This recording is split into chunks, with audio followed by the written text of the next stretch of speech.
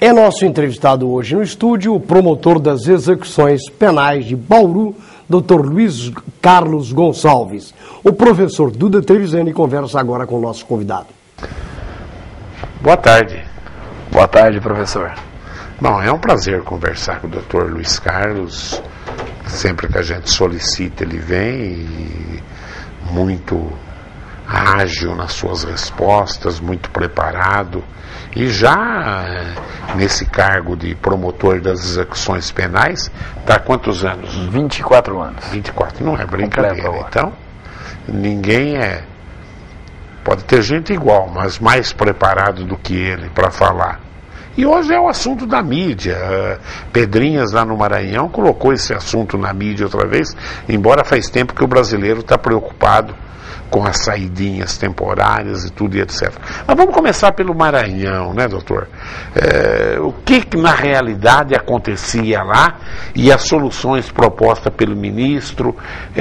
Dá um resumo do que você acha de tudo que aconteceu em Pedrinhas, realmente dos exageros até em relação a outros locais. Duda, salvo pequenos equívocos, porque a gente não consegue ter uma exata situação do que de fato acontece, a mídia também faz a apresentação das informações, mas não com aquela exatidão em que os contratos e a situação ali se mostram. O que realmente causa grande surpresa é o fato de que se divulga que poucas pessoas, como o ministro ou a governadora, não tivessem conhecimento do que de fato ocorria. Todos nós, promotores, visitamos por obrigação funcional mensalmente essas unidades. Eu estive num evento no CNMP em Brasília, no final do ano de 2013, e lá com os promotores do Maranhão, tudo isso ficava muito claro. Como que nós agimos então? Inclusive em relação ao segundo assunto, que serão as unidades de Bauru. A gente vai, põe no papel, comunica Brasília, comunica o procurador-geral, o corregedor e o governador. Comunicamos também o juiz corregedor. Então todo mundo conhece os fatos. O que limita a ação é exatamente o orçamento. O que eu não concordo é com o fato de que lá em Pedrinhas agora serão feitas as ampliações, as reformas e as construções sem o necessário procedimento licitatório. Com esse caráter emergencial imposto pela governadora e pelo ministro, então agora se faz de forma mal feita. Isso é assustador, Duda.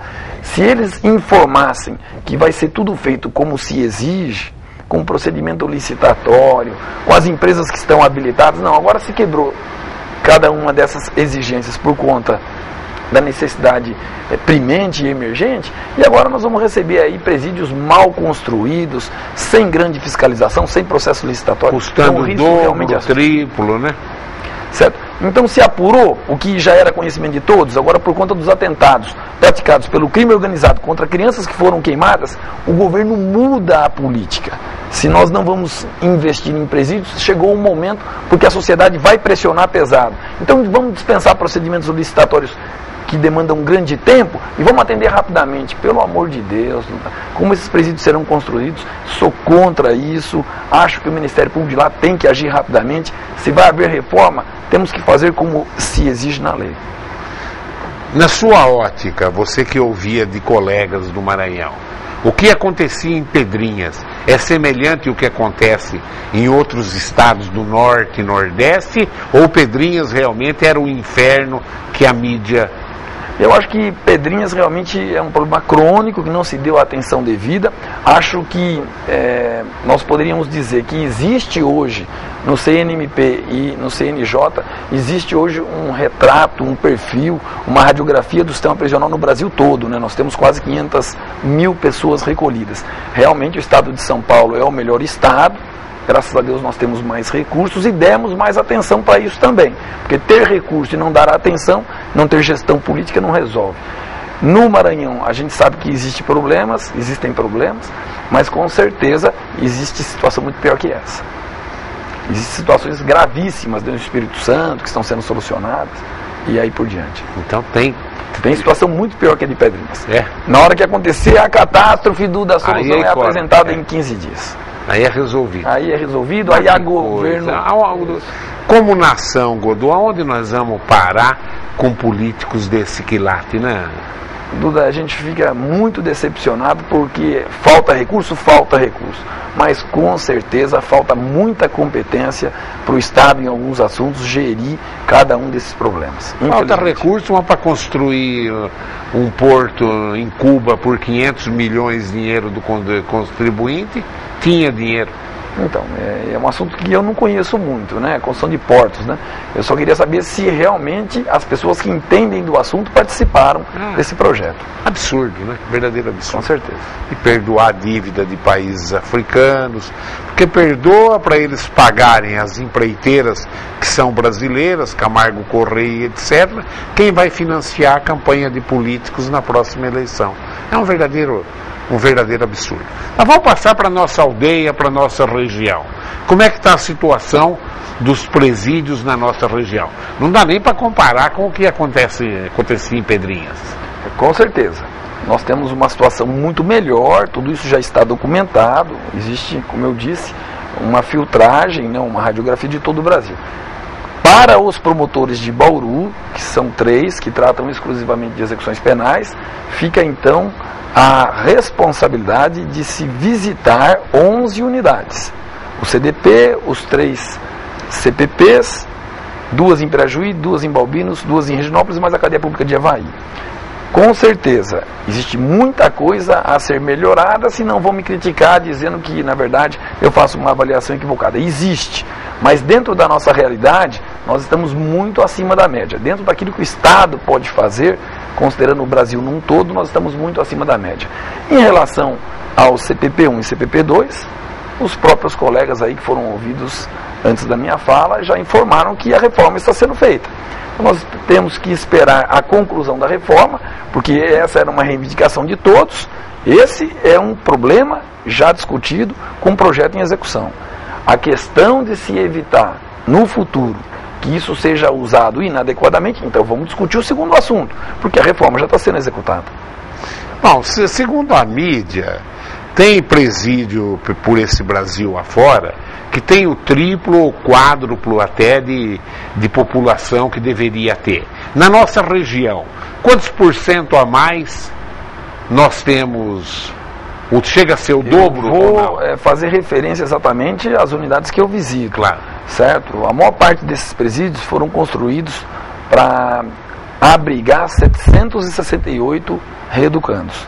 Algumas unidades já foram ampliadas, já se construiu mais beliches dentro de cada uma dessas celas. E nós temos aí, em média, 2 vezes essa capacidade, 2,5 vezes. O que é muito, né, Godinho? Muito, é ruim, certo? Por isso que o governo de São Paulo, ele anuncia aí a ampliação de vagas.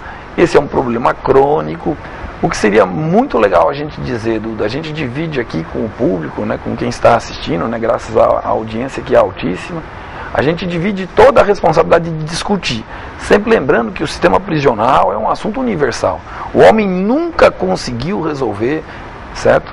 Nesses últimos milênios, o problema do sistema prisional. Isso é muito difícil, muito complicado. A gente precisa tratar do assunto com seriedade.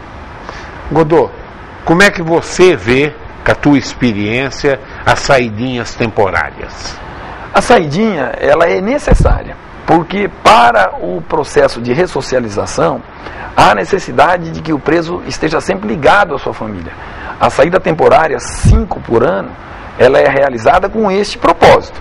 Ela traz algumas dificuldades? Com certeza, ela traz algumas dificuldades. Ela traz dificuldades aqui na nossa rodoviária, ela traz dificuldades no que se refere ao aumento da criminalidade naquele período. Mas com certeza, esse preso tem que 5 vezes por ano visitar a sua família, desde que ele já esteja no regime semiaberto, desde que ele já tenha cumprido uma parte da pena, desde que ele comprove de fato que ele tem essa família, que esse endereço exista. Mas e que ele não cumprir só 1/6 da pena é muito pouco, né, Godô? Muito pouco, mas essa é uma discussão política. Esse critério foi adotado em 84, o nosso sistema progressivo. Essa é uma discussão que pertence aos nossos membros do Poder Legislativo, senadores e deputados federais, que estão a discutir nesse momento a elaboração de uma nova lei de execução penal. Então são questões que precisam ser pensadas e repensadas. Já se criou uma dificuldade muito grande em relação aos crimes hediondos. De 90 a 2006, quem era condenado por crime hediondo não tinha direito à progressão. E hoje Supremo, pode. A partir de 2006, por 6-5, o Supremo declara a inconstitucionalidade da lei dos crimes hediondos, depois de ter julgado a mesma centenas de vezes pela sua constitucionalidade. Então, são os momentos, o direito está em movimento. Eu assisto aquele canal 52, não sei se você já viu, do Discovery, que é sobre... Você assiste também, né? E eu vejo que nas sentenças nos Estados Unidos, o próprio juiz, na hora que dá a sentença, quando o crime, ele dá 30 anos de cadeia sem direito a condicional. Quer dizer, esse cara vai ter que cumprir os 30 anos. Isso. E aqui no Brasil não existe isso. Duda, o nosso sistema, ele é latino, né, e copia França, Espanha, Portugal, Itália, por sua vez, na América do Sul. Até o nosso socialismo aqui é moreno, latino, exatamente, né? Exatamente. Agora, os Estados Unidos têm um sistema totalmente diferente do nosso. Lá, quem vai, na verdade, administrar a execução do preso é o Poder Executivo. São entidades voluntárias que acabam fiscalizando quando e em que momento o preso tem direito aos seus benefícios. Mas se o juiz deu que não tem condicional, não tem condicional. Está se tentando no Brasil a alteração de dispositivos do Código de Processo para fazer com que o juiz já pense na sua sentença se ele tem ou não direito naquele momento, por conta de já estar preso há vários meses ou até mais de um ano, se ele já teria direito a benefício. Mas o nosso sistema é diferente. Nossa problemática está no fato de que o cidadão que pratica crimes, na grande maioria das vezes, o assalto, ele está envolvido em vários processos. Então há necessidade da união desses processos para se ter exatamente uma dinâmica. Porque o juiz do processo de Santos e o juiz do processo de Araçatuba, muitas vezes não tem um conhecimento de que o outro tem processo. Não se relacionam, né? É difícil, é difícil. O nosso sistema, para a nossa realidade, me parece ser o ideal, desde que ele seja modernizado, e isso vai acontecer. Mas a sociedade tinha que ser mais organizada para fiscalizar tanto as saídas temporárias como a progressão das penas, né, Godot? Porque a hora que o cara... investimento. Se você me perguntar... Se parar de roubar um pouco, sobra dinheiro, né? Então, vamos chegar a essa discussão.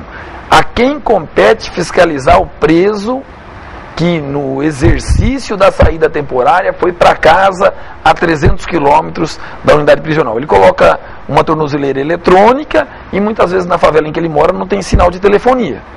Então ele não está sendo fiscalizado, ele não está sendo monitorado.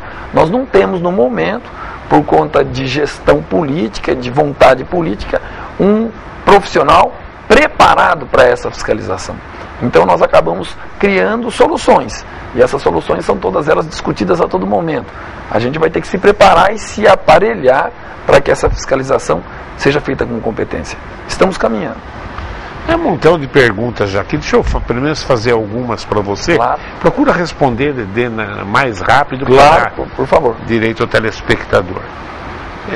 Roberval pergunta: eu gostaria de saber, eu sou oficial de justiça da comarca de Bauru, se existe a possibilidade de intimação de réus presos serem feitos através do sistema de videoconferência, já que a assinatura é feita por biometria.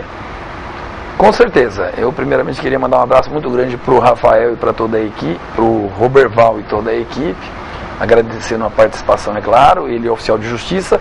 Eu acho que essa é uma ideia muito interessante para ser desenvolvida e que agilizaria todo o processo para permitir que a lei de execução penal fosse executada mais rapidamente. O João Pedro pergunta: não falta investimento para que os presos trabalhem? Com certeza. O único instituto, Duda, provado cientificamente que realmente recupera o preso é o trabalho. Nós tínhamos que nos preocupar a todo momento em criar convênios com a SAP para que os presos pudessem trabalhar. Olha aqui, vai voltar na pergunta da saidinha temporária. Daiane Moreto, ela é aluna do 5º ano da Anhanguera. Ela quer saber a opinião do promotor em relação ao Instituto da Saída Temporária. Minha pergunta é se ele acredita existirem medidas a serem tomadas para controlar ou diminuir a quantidade de detentos que saem para se beneficiar dos benefícios na mesma oportunidade, ou seja, na mesma época. Dia das Mães, Dia dos Pais, etc. Já teve um telespectador que falou isso, podia não ser necessariamente Dia das Mães para poder diluir um pouco. Sim, com certeza. Olha, primeiramente, Daiane, obrigado pela pergunta, Duda. São 5 saídas temporárias. A do final do ano, ela é mais extensa. E as outras 4 são de 4 dias. Então nós temos que conceder, estamos concedendo, a Justiça concede ao preso 16 dias de saída temporária por ano. Eu concentraria em 2 ou em 3 saídas. E aí nós faríamos essa região em tais meses, a outra região, nós diluiríamos esses quase 20 mil presos saindo. Essa seria a ideia. Mas evidentemente compete aos juízes corregedores baixar cada uma das portarias que disciplinam essa atividade. Quando um preso sai, não retorna, depois se ele vai preso, ele perde direito de... Quando ele evade ou abandona, Duda, ele pratica falta disciplinar de natureza grave. Portanto, ele é regredido do regime semiaberto para o regime fechado. No fechado ele não tem direito à saída temporária. Tá.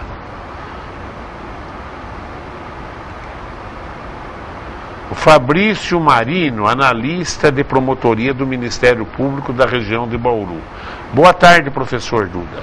Prezado Dr. Luiz Carlos, o senhor acha necessário uma mudança legislativa no que se refere aos requisitos para a concessão de saída temporária, considerando que atualmente, como rotineiramente informado pela própria imprensa, diversos crimes são praticados por sentenciados beneficiados com a medida. Aliás, há um projeto de lei transitando no Congresso Nacional, cuja proposta é reduzir o número de saídas temporárias para apenas 1 por ano. O senhor concorda com isso? Concordo plenamente, já fiz esta proposta aos juízes de Bauru, ao Dr. Enio e ao Dr. Davi. Acho que nós podemos com certeza reduzir o número de saídas, evita-se toda uma logística e com certeza, como a lei está sendo alterada, eu espero que ela regulamente de forma mais detalhada a questão do benefício da saída temporária.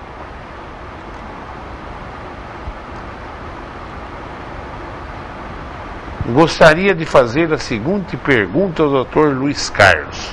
O senhor acha que persiste a necessidade de encaminhar os pedidos de indulto e comutação ao Conselho Penitenciário para emitir parecer, haja vista que o decreto presidencial número 8.172/203 inovou e não faz nenhuma referência nesse sentido? Deu para entender a pergunta dele? Deu para entender. No que se refere à concessão dos benefícios de comutação e indulto, Duda, que são concedidos todos os anos pelo presidente, é o chamado e conhecido indulto natalino, pela lei de execução penal, se exige parecer do Conselho Penitenciário, ou seja, se monta o pedido e o requerimento é enviado ao Conselho Penitenciário. Pela primeira vez na história, o de 2013, que foi baixado pelo presidente em 25 de dezembro de 2013, não faz referência ao parecer do Conselho, mas essa exigência está na lei de execução penal. Então nós entendemos que até que se mude a lei de execução penal, o parecer do Conselho Penitenciário é obrigatório e necessário. Agora, eu acho que eu também enxergo a necessidade da saída, até para que realmente se dê chance de recuperar o preso, né? Não tem outro jeito. Não tem, também acho isso. Agora, mas realmente falta a fiscalização. Eu sempre me lembro daí, não é só esse caso, eu vou contar aquele lá de Goiás. O cara era preso por crimes sexuais e matando gente. Aí ele deu numa saída temporária, ele não voltou para casa, ficou na casa do pai, morando num sítio, quer dizer, então ele estava até num lugar, ninguém foi procurar o cara, não prenderam o cara. Dali uns meses que ele estava lá, apareceram 3, 4 jovens abusados sexualmente e mortos na região. Aí foram lá, acharam o cara, pegaram, era ele. Quer dizer, é um verdadeiro absurdo. Muito difícil, isso, né? Duda, é muito complicado, né? Como é que se ensina alguém a viver em liberdade prendendo? É um contrassenso. Como que se faz para que aquelas pessoas que nunca delinquiram, certo? A gente tem a certeza absoluta de que isso não vai acontecer. Então, são coisas muito complicadas. Qual que é a sua opinião sobre a pena de morte? Olha, quanto à pena de morte, eu sou desfavorável. Eu acho que o aparelhamento do judiciário no todo, por fazer parte do Ministério Público de toda essa engrenagem, não há como se ter certeza absoluta de que a justiça jamais errará. Como pode haver algum equívoco? Mas o médico que erra não tem não mata o paciente, o engenheiro derruba prédio, mas a gente morre não concorda com isso. Então, claro, mas não tem jeito. Mesmo que haja a possibilidade de um erro profissional, a sociedade não teria que correr esse risco. Eu acho muito complicado. Para o nosso sistema, eu acho muito complicado. Acho que a segregação... 10 anos na cadeia aqui no Brasil é muito pior do que a pena de morte. Para ele e para a família toda, né, Duda?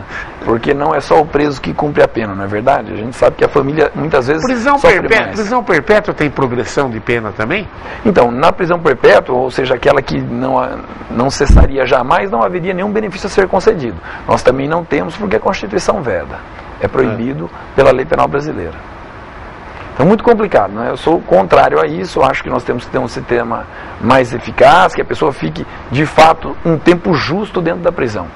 Mas sou contra a prisão de morte. Sou contra a pena de morte. Mas precisava ficar mais tempo na cadeia, né? Mais tempo, com certeza. Né? E naqueles casos de grande gravidade, né? Os mais graves.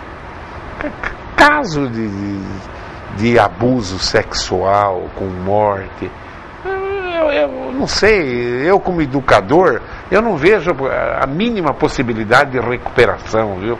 Difícil, Duda, é muito difícil a recuperação, mas o estupro é um crime hediondo, tem um tratamento mais severo pela lei de execução penal. Mas tem execução, mas tem agora com certeza. Tem direito à progressão, tem direito ao livramento condicional. Esses direitos também são assegurados para aqueles que são condenados. Se fosse ministro da Justiça e tivesse o poder de modificar o sistema prisional brasileiro, como que você separaria os detentos? Então, primeiro, eu faria uma gestão muito grande frente ao Executivo para melhorar o sistema prisional, a polícia e principalmente os órgãos de fiscalização em relação ao sistema prisional. E a partir deste ponto, eu daria um tratamento mais rigoroso em relação aos crimes de homicídio e aos crimes hediondos.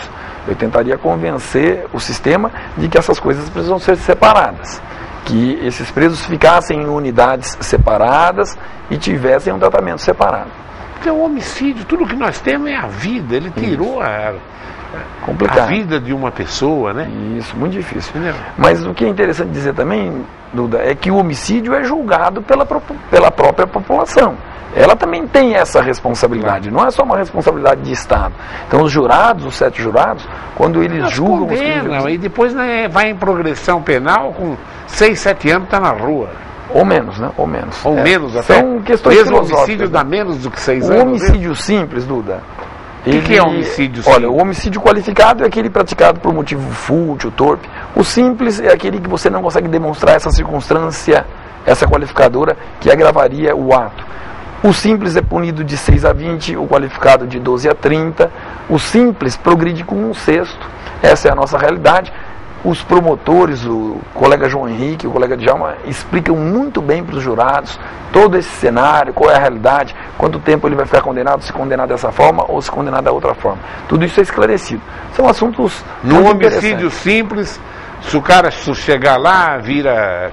Se ele é primário, ao que tudo indica, o juiz vai condená-lo de 6 a 20 anos, 6, 7, 8 pegar 6 anos, com 1 ano, 2, ele está na rua. Isso, é mais ou menos mesmo tendo tirado a vida de uma pessoa. Isso. Essa é a nossa realidade, essa é a nossa lei. Que tristeza, não? Isso, essa é a nossa realidade. Mas que tristeza. E a entrada de droga nos presídios?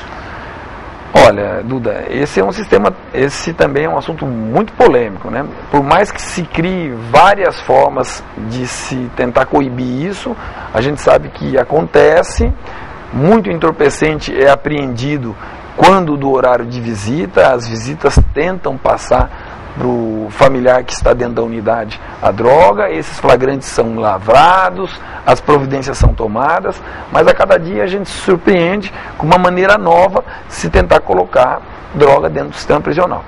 Por que aumenta, eu li isso daí, por que aumenta assustadoramente o número de mulheres envolvidas com o tráfico de drogas? Então aumenta, Duda, porque quando se lavra o primeiro flagrante, é preso o homem da casa. Alguém precisa assumir a situação, entre aspas, o negócio, e é a mulher. E na sequência ela acaba sendo recolhida também. Então, se nós formos em Pirajuí, unidade feminina do sistema prisional, nós vamos ver que a maior parte delas é condenada no tráfico. Eu ouvi dizer que a feminina de Pirajuí é um espetáculo. Muito boa, muito bem estruturada e dando condição da mãe fazer o pré-natal, logo depois do parto ter a criança com ela, berçário, depois creche, parte infantil, tudo isso é muito bem concedido à reeducanda. A população de Balbinos dobrou com a construção dos 2 presídios, né? Essa informação eu não tenho, Duda, mas nós vamos a Balbinos. O prefeito é meu primo. E lá as unidades são bem administradas, certo? Isso que é uma beleza lá, né? Isso, muito bom também. Mas dizer que as coisas vão bem, Duda, não significa que nós alcançamos o ideal. Claro. Não vão interpretar errado a gente.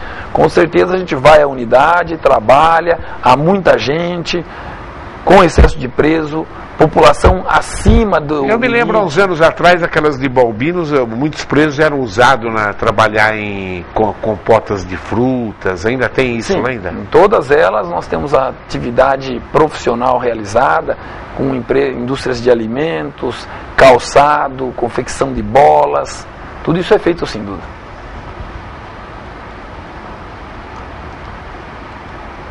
O Reginaldo da Vila Falcão. Sim. Boa tarde, professor e convidado. Criticar a saidinha é muito fácil. Quero ver apurar a responsabilidade desse sistema judiciário e penitenciário falido que aí está. Por exemplo, recentemente em Bauru, um homem que jogou gasolina e ateou fogo à esposa foi capturado pela polícia e teve o pedido de prisão indiferido pelos juízes.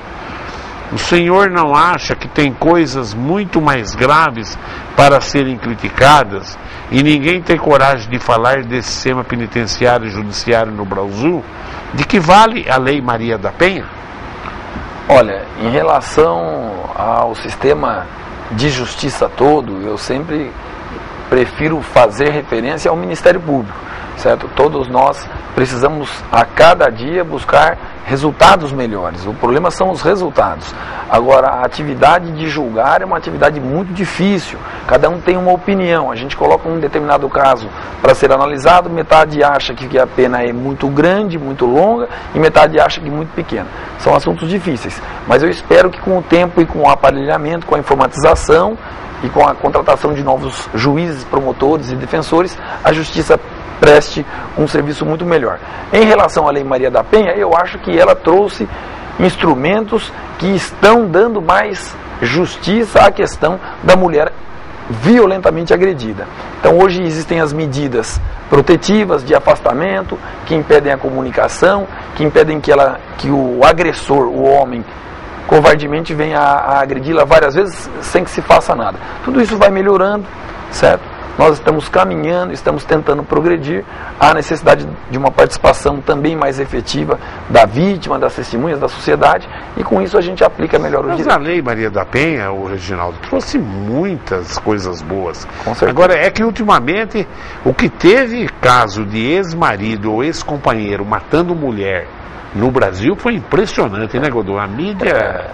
Mas, Duda, isso não faz parte da história? Os crimes passionais, nossa, nós vamos relembrar de 100 anos atrás, 50 anos atrás, 20 anos atrás, essa história da humanidade, e isso não é exclusivo do brasileiro. Aqui nos Estados Unidos, na Itália, na Argentina, mas com certeza a Lei Maria da Penha, certo? Ela consegue fornecer ao Judiciário e ao Ministério Público instrumentos para coibir a violência. São os costumes de épocas mesmo. Sim, e esse certeza. machismo masculino ainda vai longe ainda, né, Godô? Certo. Mesmo? Isso existe em países evoluídos, inclusive. Duda, né? em relação ao machismo, a gente vive se perguntando, por que a esposa agredida na sala de audiência, doutor, eu não fui agredida, eu bati a cabeça na porta, eu fui abrir a geladeira, caiu uma jarra. Parece que a gente se pergunta, a gente repete a pergunta, a gente na hora lá questiona, mas a senhora não está mudando de opinião, a senhora está, na verdade, dificultando a tarefa da justiça. Que coisa, né? Mas porque o cara, às vezes ele... Porque a dependência econômica. Mas a mulher se liberou bem economicamente do marido. Mas as coisas melhoraram, né, Duda? Melhorou. Mas eu, logo que eu mudei para Bauru há 40 anos atrás, eu morei numa casa e não via vizinho, mas não era o homem que batia, era a mulher que batia. Quando o Noroeste jogava, ele bebia. Aí ela falava, é o Norusca, bem. Ela tacava o cacete no cara. Tem umas mulheres também. E nesse caso, se a mulher bater. Mas deixa eu fazer uma pergunta também, não é só você que pergunta. E com a sua experiência toda, um dia nós vamos ter a delegacia do homem? Precisava ter, porque nós estamos perdendo tudo para elas, né, Godô? Já são presidente da República, governadora, a mulher. Bom, eu sou um patrão que eu tenho muito mais diretoras do que diretores, né? Certo. E no ensino. Que quer que eu fale mulheres... um pouquinho na educação? A mulher é melhor que o homem. Então tá vendo? Tenha dúvida, a mulher é melhor que o homem. É fato inegável. Eu tenho, você quer ver? Ó, eu tenho 15 unidades. Homens eu tenho Paranaíba, em Jaú, em Agudos, em Marília e só, rapaz. 11 são mulheres. 11 são mulheres. E não vou nem falar quem vai melhor, se é as dirigidas por homens ou por mulheres. Mas, olha, realmente a mulher ela põe mais perfil, o coração, né? Em educação. Não adianta. Ela é mãe, acho que né? Sim. Ela é mãe. Acho que isso deve colaborar bastante. Tenho dúvida. Godô, mais alguma coisa? Eu devo falar que essa inteligência foi meu aluno, viu? Com certeza. Duda, eu agradeço mais uma vez o convite. E em especial hoje a todas essas perguntas aí. Queria fazer uma pessoa. Perguntas. O tema do Pedro Valentim. O Pedro Valentim faz perguntas tão boas. É verdade. Quer ver? Sempre fez. E ele Pedro é advogado. Informações da Secretaria de Segurança Pública revelam que de cada 1.000 presos que vão para a saidinha, de 3 a 4% cometem delitos. Entendo que aqueles que cometeram crimes hediondos contra a vida não deveriam ter esse benefício. O promotor já falou isso, ele também é contra. De saidinha vivem há séculos centenas e centenas de ladrões do erário público que dificilmente vão para a cadeia. Um abraço para o Dr. Godô. Muito obrigado, Pedro, mais uma vez pela sua participação. Em relação à proibição de eventual saída temporária para crimes hediondos, isso exige alteração legislativa, eu sei que você entende bem disso. A proposta faz surgir a ideia para a gente provocar os nossos representantes do Legislativo e tomara que um dia isso seja muito bem discutido. Agradeço mais uma vez a sua participação, Pedro. O doutor Natanael é advogado, ele fala aqui para mim, esse pessoal que roubou milhões do hospital de base, vai ou não vai para a cadeia? Eu não conheço exatamente esse processo, mas aqueles que roubam, furtam ou se apropriam do erário público, pode demorar, mas vai, né? Merecem cadeia, com certeza. Eu não estou me referindo exatamente a um caso concreto, mas todos aqueles que assim agiram merecem. Entendo. Godô, mais alguma coisa? Duda, mais uma vez só meu agradecimento pelo convite e pelas perguntas. Eu queria agradecer ao Roberval e sua equipe, na pessoa dele, agradecer a participação de todos. Obrigado pela presença. Muito obrigado, professor. Bom, esse é um assunto polêmico e nós vamos continuar trazendo mais gente. Segunda-feira tem um advogado muito famoso que vem. Realmente, hoje a sociedade está no meio de uma violência impressionante e numa guerra entre polícia militar e bandido em São Paulo, né? O crime organizado que se forma dentro das penitenciárias no Brasil inteiro assume um papel importante e nós vamos tentar colaborar trazendo pessoas. Trouxemos o doutor Damasio outro dia, hoje o Godô, ontem teve pessoal da OAB aqui comigo, o Alessandro assistiu, né? Com certeza. E é verdade aquilo que eles falaram? A advogada falou assim, da OAB, que 30% de quem está na cadeia podia estar na rua. Então, essa é uma discussão interessante. O fato do cidadão preencher um requisito temporal objetivo de parte da pena que ele declara ter cumprido, isso anuncia a expectativa de um direito. Mas há necessidade da avaliação de todos os demais requisitos. E esses requisitos, muitas vezes, demoram a chegar no processo. Existe uma burocracia a ser cumprida. Mas 30% é muito, é 1 em cada 3. O sistema ele exige maior fiscalização, não é mesmo, Duda? Se já há uma série de dificuldades por sermos taxados de excessivamente liberais e benéficos, esse é o mínimo que a gente cobra aí, fiscalizando outros processos em andamento, se o cidadão realmente vai ter trabalho, vai ter residência, se ele realmente cumpriu a pena de forma satisfatória, com disciplina. Então tudo isso gera essa burocracia, o que é também um fato em todo o sistema judiciário, em toda a justiça. Eu me lembro bem do bandido da luz vermelha lá, ele ficou 30 anos preso, saiu dali, 1 ano mataram ele, né? Isso, ele mostrava, né, uma falta de capacidade de retomar. E aquele cumpriu os 30 mesmo. Ele cumpriu os 30 porque o artigo 75 do Código Penal, Duda, ele dá o prazo máximo de 30 anos de cumprimento de pena privativa de liberdade em regime fechado. Portanto, ele saiu por esse benefício. Mas era muito claro que ele não teria capacidade de viver em sociedade. Então não houve mecanismo que pudesse cuidar da integridade física dele, o que é muito triste. Ele acabou se desentendendo, brigando e sendo assassinado na rua. Bom, eu quero agradecer a sua audiência e continue aí ligado nos horários alternativos da TV Prevê. Tchau.